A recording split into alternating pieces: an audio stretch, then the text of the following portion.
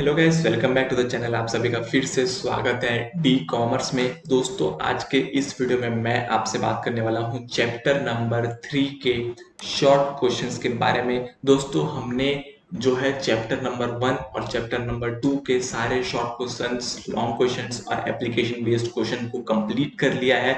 अगर आपने वो वीडियोस नहीं देखे तो डेफिनेटली मेरे चैनल के आइकन पर, नाम पर क्लिक करके आप वहां पर पिछले रिसेंटली अपलोड वीडियोस देख सकते हो, जहां पर मैंने पूरा कंटेंट ऑलरेडी डाला हुआ है। अब दोस्तों, बात करेंगे इस वीडियो की, तो इस वीडियो को मैं स्टार्ट करता हूं। अगर आपका कोई भी डाउट हो तो उसको कमेंट सेक्शन में डाल दीजिएगा। वीडियो अच्छा लगा हो तो लाइक करना वीडियो को देखने के बाद, और सब्सक्राइब करना अगर आपको ऐसे और वीडियोस देखने हैं तो। सबसे पहले बात करेंगे दोस्तों शॉर्ट क्वेश्चंस के बारे में। अब शॉर्ट क्वेश्चंस चैप्टर नंबर 3 का, जिसका नाम है private, public and global enterprises. सबसे पहला आपको पता है कि मैं जब भी कोई भी चैप्टर स्टार्ट करता हूं तो उसके नाम को लेकर थोड़ा सा डिस्कशन करते हैं अपन। तो सबसे पहले डिस्कस करेंगे यहाँ पे चैप्टर नंबर 3 के नाम के ऊपर। पहला, private, public and global enterprises का मतलब क्या होता है। प्राइवेट एंटरप्राइजेस का मतलब, अगर मैं कंपनी से रिलेट करूं तो प्राइवेट कंपनी क्या होता है, जिसके शेयर्स जो है वो लिमिटेड लोगों के पास है और वो अपने शेयर्स अपने ग्रुप के बाहर ट्रांसफर नहीं कर सकते, और दोस्तों, यहाँ पर पब्लिक कंपनी क्या होती है, जो अपने शेयर्स ग्रुप के बाहर भी ट्रांसफर कर सकती है, यानी कि पूरे पब्लिक में किसी के पास भी वो शेयर हो सकता है, उसको बोलते हैं पब्लिक कंपनी। अब दोस्तों, पब्लिक कंपनी को पब्लिक कंपनी क्यों बोलते हैं, क्योंकि यहाँ पर 51% शेयर्स पब्लिक के पास रहते हैं और जो ओनर्स रहते हैं उनके पास 49% शेयर्स रहते हैं। तो अभी क्या हो गया कि डिसीजन मेकिंग पावर पब्लिक के पास चला गया, क्योंकि पब्लिक के पास 51% वोटिंग पावर है।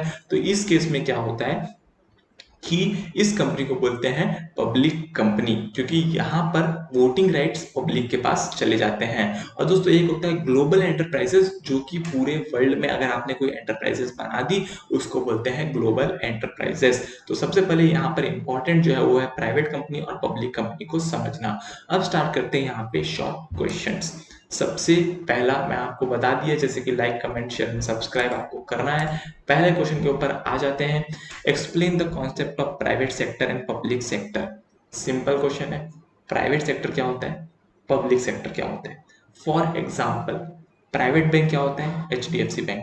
पब्लिक बैंक क्या होता है, SBI बैंक। सेम वैसा ही प्राइवेट सेक्टर और पब्लिक सेक्टर को डिफाइन करना है शॉर्ट में। प्राइवेट सेक्टर क्या होता है, private sector comprises of business that are owned by one or a group of individual. The sole purpose of a private sector enterprise is to earn profit. There are many types of organization under private sector and they are, जैसा कि मैंने आपको बताया कि ये group में रहता है और इन लोग का मेन मोटिव रहता है प्रॉफिट कमाना। ठीक है, पब्लिक कंपनी हो सकता है कि सेवा भाव से काम करे, लेकिन प्राइवेट कंपनी ऐसा नहीं करती। प्राइवेट कंपनी को एक ग्रुप में बनती है और उनका मेन मोटिव रहता है प्रॉफिट कमाना। अब यहाँ पे देखेंगे कि कौन से टाइप के ऑर्गेनाइजेशन आते हैं प्राइवेट सेक्टर के अंदर। प्राइवेट सेक्टर के अंदर, जैसे कि मैं कंपनी से रिलेटेड बात कर रहा था, अब मैं अगर जनरली बात करूं तो प्राइवेट सेक्टर में आता है सोल प्रोप्राइटरशिप, जिसके बारे में मैंने आपको पहले समझा के रखा है। दूसरा आता है पार्टनरशिप, जिसके बारे में भी मैंने आपको पहले समझा के रखा है चैप्टर नंबर 2 में। इसके बाद आता है जॉइंट इन द फैमिली, जिसके बारे में मैंने आपको चैप्टर नंबर 2 में ही समझा के रखा है। और उसके बाद आता है कोऑपरेटिव सोसाइटी, चैप्टर नंबर 2 का कंटेंट है। उसके बाद आता है कंपनी, LLP और LLC। LLP यानी कि लिमिटेड लायबिलिटी पार्टनरशिप, और LLC यानी कि लिमिटेड लायबिलिटी कंपनी, यानी कि ऐसा पार्टनरशिप फर्म जिसकी लायबिलिटी लिमिटेड हो, या फिर ऐसी कंपनी जिसका लायबिलिटी लिमिटेड हो। हर कंपनी की लायबिलिटी मतलब लिमिटेड ही होती है, उसमें कोई दूसरा डाउट नहीं है। अब दोस्तों, यहाँ पर ये प्राइवेट सेक्टर को मैंने पहले ही एक्सप्लेन कर लिया है। अगर आपने नहीं देखा हो तो आप डेफिनेटली पिछले वीडियोस में जाइए और ये सारे कंटेंट को देखिए, क्योंकि अगर आपका बेसिक क्लियर नहीं है तो आपको आगे और एडवांस लेवल की स्टडी करने में प्रॉब्लम आ सकती है। तो ये पहला प्राइवेट सेक्टर मैंने एक्सप्लेन किया है। अब आते हैं पब्लिक सेक्टर में। पब्लिक सेक्टर क्या होता है, जो कि पार्टली और wholly owned by government. Partly और होली का क्या मतलब है, पार्टली यानी कि 51%, होली यानी कि 100%। यानी कि अगर 51% शेयर्स गवर्नमेंट के पास है तो भी उसको पब्लिक सेक्टर बोलते हैं, और अगर 100% शेयर गवर्नमेंट के पास है तो भी उसको बोलते हैं पब्लिक सेक्टर। सबसे पहला यहाँ पे देखो लिखा हुआ है, the government may have 51% controlling stake in the organisation. This type of organisation might have came into existence by some special act of parliament.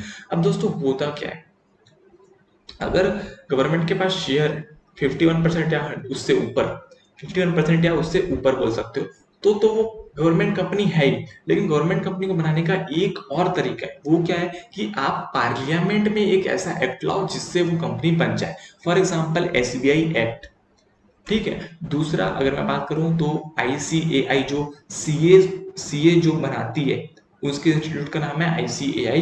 वो आईसीएआई भी पार्लियामेंट का एक्ट है, यानी कि वो हो गया पब्लिक सेक्टर।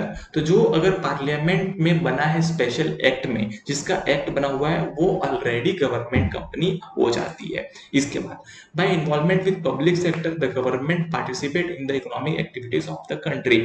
अब गवर्नमेंट क्यों है पब्लिक सेक्टर में? गवर्नमेंट इसीलिए आई पब्लिक सेक्टर में क्योंकि गवर्नमेंट को भी तो पैसे की जरूरत होती है।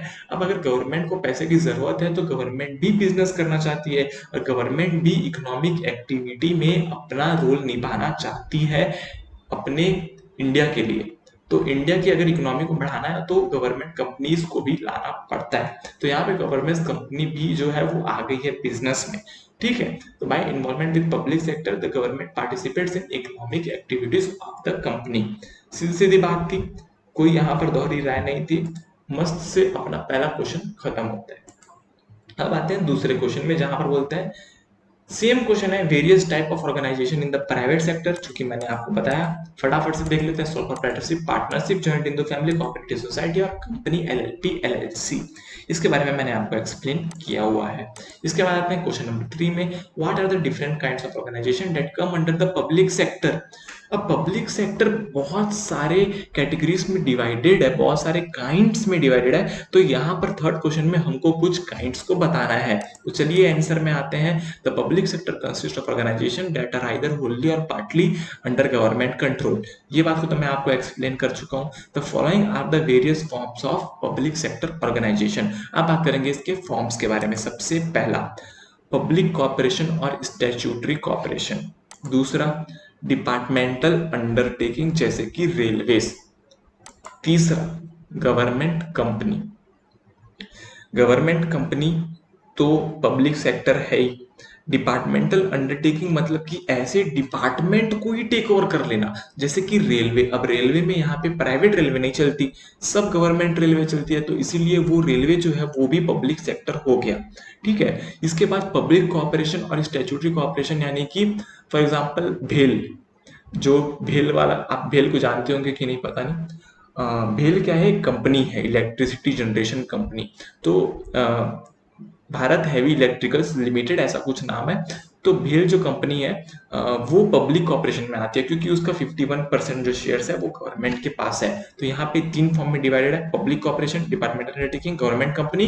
टेंशन मत लीजिए, इनका एग्जाम्पल्स भी आपको अगले क्वेश्चन में देखने को मिल जाएगा।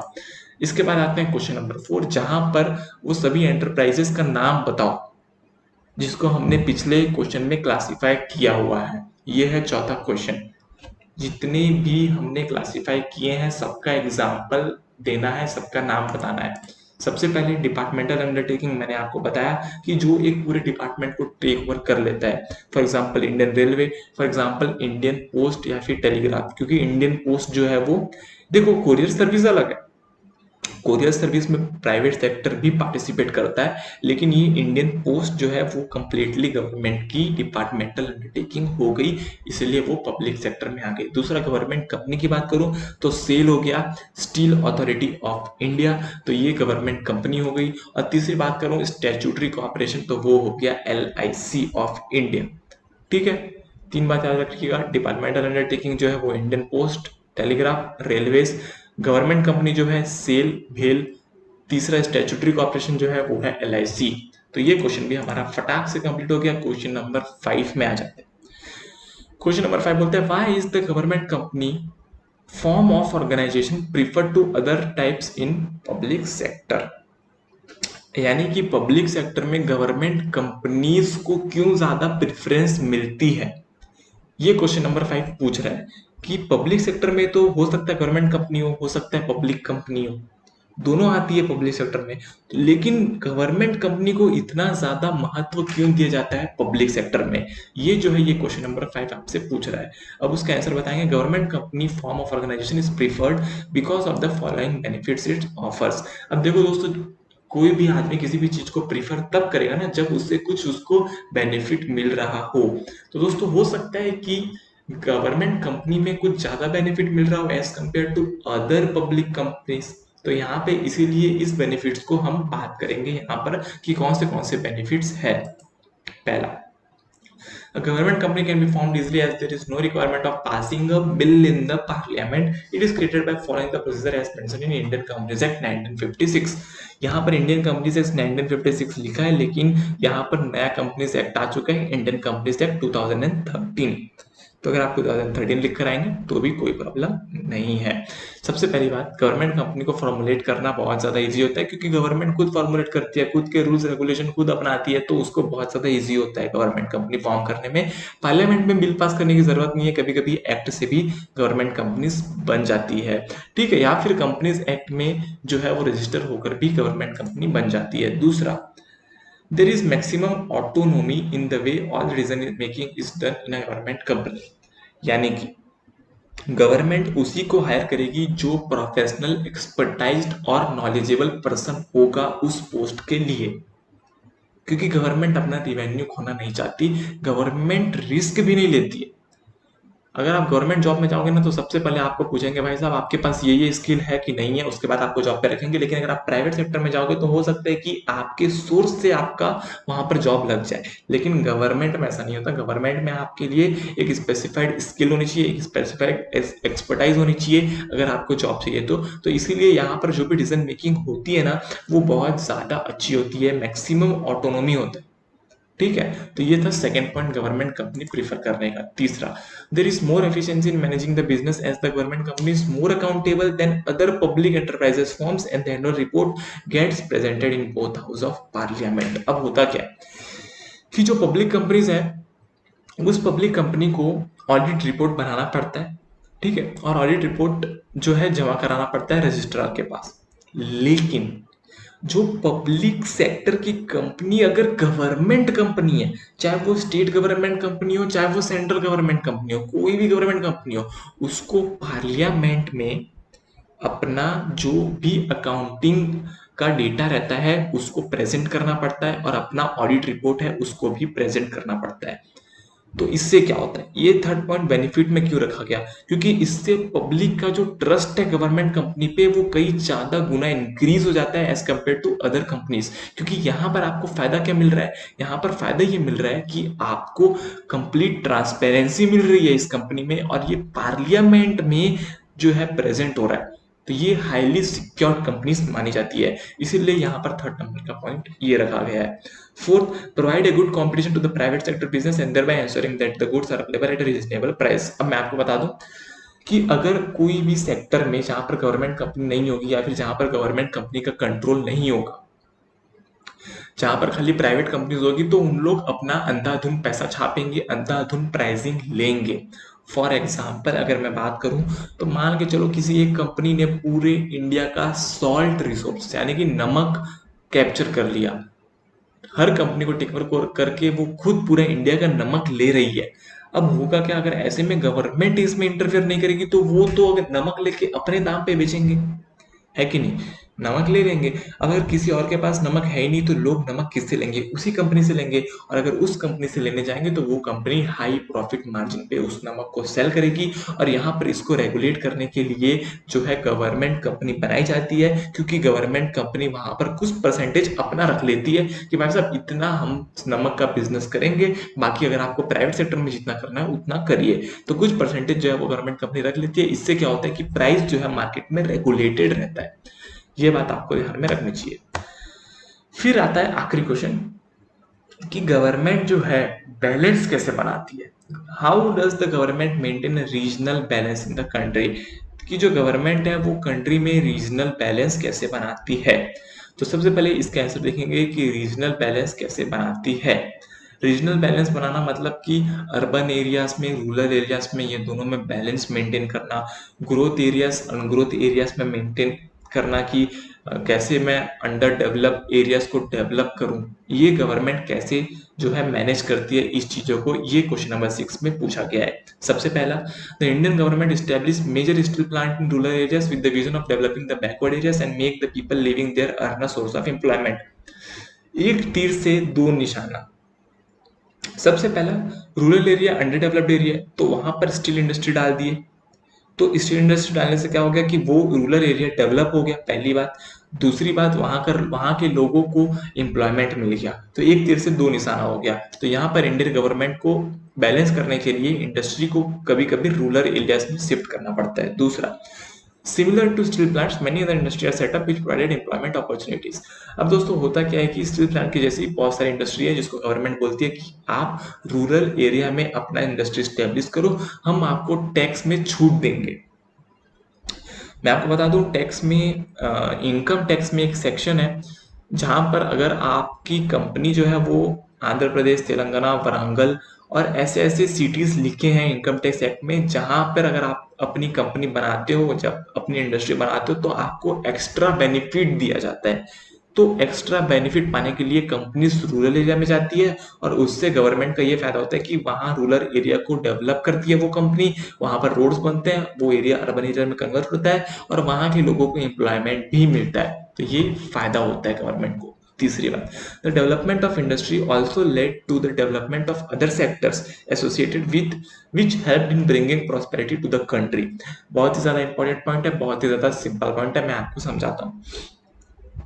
होता क्या है कि मान के चलो एक ऐसी जगह है जो कि रूरल एरिया है, ठीक है, वहां पर ना तो हॉस्पिटल है ना तो स्कूल है। वहां पर कुछ विलेजर्स रहते हैं जिनके बच्चे पढ़ने जाते हैं बाहर सिटीज में। अब क्या हो गया कि गवर्नमेंट ने कहा कि आप अपनी इंडस्ट्री उस एरिया में स्टेब्लिश करिए और हम आपको टैक्स बेनिफिट देंगे। कंपनी मान गई, कंपनी ने अपना बिजनेस उठाया इंडस्ट्री और उस रूरल एरिया में जाके प्लेस कर दिया। अब उस रूरल एरिया में क्या बेनिफिट हुआ? सबसे पहला कि उस रूरल एरिया में डेवलपमेंट होगा, वहां पर रोड्स बनेंगे, वहां पर ब्रिजेस बनेंगे, वहां पर रेलवे स्टेशन बनेगा, एयरपोर्ट बनेगा। दूसरी बात, वहां के लोगों को एम्प्लॉयमेंट मिलेगा, ठीक है। अब दोस्तों वहां पर होता क्या है कि अगर वहां के लोगों को एम्प्लॉयमेंट मिल रहा है तो वहां के लोगों के पास इनकम हो रहा है, वहां के लोगों के पास पैसा भी आ रहा है। अब वहां पर उन लोग परमानेंट स्टेब्लिश हो जाएंगे कि भाई साहब अब हम ये विलेज छोड़कर नहीं जाएंगे, क्योंकि यहाँ पर हमारे पास सब कुछ है, हमारा खेती बाड़ी है, हमारा बिजनेस है और हमको यहाँ पे नौकरी भी मिली हुई है इस कंपनी से, तो हम यहाँ पर इस बिजनेस को छोड़कर नहीं जाएंगे। तो वो हो गए वहां पर परमानेंट सेटल। अब अगर वहां पर ऐसे ही विलेज में कम से कम 50 फैमिली सेटअप हो रही है, तो हर फैमिली का बच्चे को स्कूल की जरूरत है और हर फैमिली के लोगों को हॉस्पिटल की जरूरत है। अब यहाँ पर चाहे गवर्नमेंट बनाए चाहे वो इंडस्ट्री बनाए, क्योंकि इंडस्ट्री भी बना सकती है, इंडस्ट्री को कॉर्पोरेट सोशल रिस्पॉन्सिबिलिटी का जो क्राइटेरिया है वो फुलफिल करने के लिए कुछ ना कुछ पार्ट अपने प्रॉफिट का ऐसे सोशल एक्टिविटीज में डालना पड़ता है। तो हो सकता है वो हॉस्पिटल बना दे, हो सकता है वो स्कूल बना दे, हो सकता है गवर्नमेंट स्कूल बना दे या फिर गवर्नमेंट हॉस्पिटल बना दे। तो यहाँ पर ये बेनिफिट होता है गवर्नमेंट अगर मेंटेन ऐसे करती है अपने रूरल एरिया को। तो ये बात आपको ध्यान में रखनी चाहिए। मैं बहुत ही ब्रीफली एक्सप्लेन कर रहा हूँ आपको ये बात। अगर कोई भी बात अगर आपको ऐसा लगता है कि मैं बाद में भूल जाऊंगा, बाद में ये पॉइंट से मैं रिलेट नहीं कर पाऊंगा, अपनी पेन से लीजिए, वहां पर लिख दीजिए। लिखने में कमी मत करिए, जितना आप ज्यादा लिखोगे उतना ज्यादा सीखोगे। तो वहां पर उस पॉइंट के सामने लिख दीजिए जो भी पॉइंट मैं समझाता हूँ। अगर आपको ऐसा लगता है कि फ्यूचर में मैं भूल जाऊंगा तो आप उसको डेफिनेटली लिख दीजिए। चौथा point, the direct impact of setting up industry was the development of the region which resulted better roads. मैंने आपको बताया बेटर रोड्स, इंफ्रास्ट्रक्चर डेवलपमेंट यानी कि housing, hospital, schools, railway station, airport, bridges and rail connectivity, thereby connecting all parts of India। ये point मैंने आपको already explain कर दिया है कि इस पॉइंट का मतलब क्या है। Question number 7, state the meaning of public private partnership. Question को ध्यान से पढ़िएगा, तीन अलग अलग वर्ड को एक ही क्वेश्चन में डाल दिया है। पब्लिक प्राइवेट पार्टनरशिप है ना, तीन अलग अलग वर्ड है, लेकिन अगर मैं इसको एक साथ पढ़ूं, पब्लिक प्राइवेट पार्टनरशिप यानी कि पब्लिक और प्राइवेट की पार्टनरशिप। कुछ कुछ इंडस्ट्री ऐसी होती है जो खाली पब्लिक सेक्टर काम नहीं कर सकता या फिर खाली प्राइवेट सेक्टर काम नहीं कर सकता, वहां पर पब्लिक सेक्टर और प्राइवेट सेक्टर दोनों को मर्ज होकर काम करना पड़ता है, दोनों को पार्टनरशिप फॉर्म करनी पड़ती है, उसको बोलते हैं पब्लिक प्राइवेट पार्टनरशिप। आंसर में आऊं, it refers to an arrangement where partnership forms between public sector and private sector. In such a partnership, the obligation, responsibility, task and risk are allocated between public and private sector. और अगर ऐसा combination होता है public sector और private sector का, तो वहां पर जो कॉन्ट्रैक्ट बनता है, जो एग्रीमेंट बनता है, उसमें पहले से लिखा रहता है कि मेरा रिस्क इतना है, मेरी रिस्पॉन्सिबिलिटी इतना है, मेरे को ये काम करना है, तो वो पहले से यहाँ पर प्री डिटरमाइंड रहता है। तो ये बात आपको ध्यान में रखनी चाहिए। दूसरा, the public partner includes government department organisation and the private partner may include local business house or foreign organisation. Public और प्राइवेट का कॉम्बिनेशन करना है। पब्लिक में कौन कौन आएगा? गवर्नमेंट डिपार्टमेंट आएंगे और ऑर्गेनाइजेशन, गवर्नमेंट ऑर्गेनाइजेशन आएगा। प्राइवेट में कौन कौन आएंगे? जो लोकल बिजनेस हाउसेस होंगे वो, या तो फॉरेन ऑर्गेनाइजेशन होंगे वो। तो ये दोनों को मर्ज करके यहाँ पर काम करना पड़ेगा। फॉर एग्जाम्पल, अगर मैं बात करूँ, एक ऐसी एग्जाम्पल देता हूँ, इससे रिलेट मत करिएगा। मारुति सुजुकी का नाम सुना होगा आपने। मारुति सुजुकी दो कंपनीज अलग अलग है, लेकिन इंडिया में दोनों मिलकर काम करती है। क्यों? क्योंकि अगर इसके पास जो टेक्नोलॉजी है वो इसके पास नहीं है, इसके पास जो चीज है वो इसके पास नहीं है, तो दोनों कंपनसेट करेंगे एक दूसरे की डेफिशिएंसी को, और वहां से एक बहुत ही अच्छा प्रोडक्ट निकाल के देंगे। वैसे ही यहाँ पर प्राइवेट सेक्टर और पब्लिक सेक्टर को मिलाकर जो है पब्लिक प्राइवेट पार्टनरशिप की जाती है, जहां पर बहुत ज्यादा म्यूचुअल बेनिफिट होता है। दोस्तों, ये था कंप्लीट वीडियो। तो ये वीडियो अगर आपको अच्छा लगा तो लाइक कीजिए, शेयर कीजिए अपने दोस्तों के साथ, सब्सक्राइब नहीं कीजिएगा चैनल को सब्सक्राइब भी कर दीजिए। और दोस्तों कमेंट करिए, प्लीज कमेंट करिए कि आपको ये वीडियो कैसा लगा। आज के लिए इतने दोस्तों, जय हिंद, वंदे मातरम।